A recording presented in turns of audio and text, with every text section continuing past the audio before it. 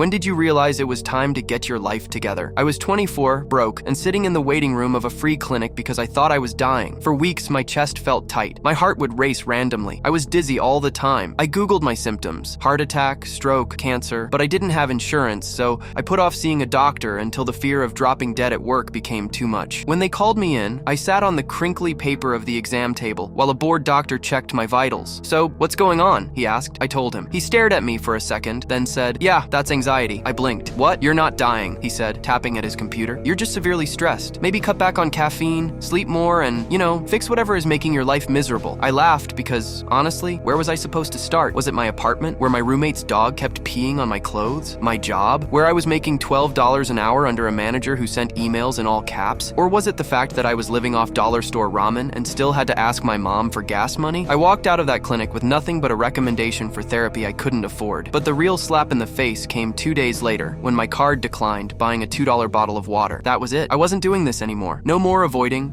No more waiting for things to magically get better. I needed a plan.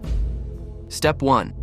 I got a second job. It sucked. I worked nights at a gas station, stocking shelves, inhaling cigarette smoke from guys who looked like they'd been awake for a week straight. But money was money. Step 2. I dumped my roommate, found a tiny studio, and lived off eggs and rice. I stopped going out. I sold my gaming console, even though it hurt. Step 3. I took a risk. I found a free coding boot camp, spent every spare second learning, and applied for any job remotely related to tech. 6 months later, I landed an entry-level job making more money than I ever had. 2 years later, I had savings for the first time in my life. 5 years later, I'm 29, working remotely, traveling, and making 6 figures. That panic attack in the clinic waiting room, best thing that ever happened to me.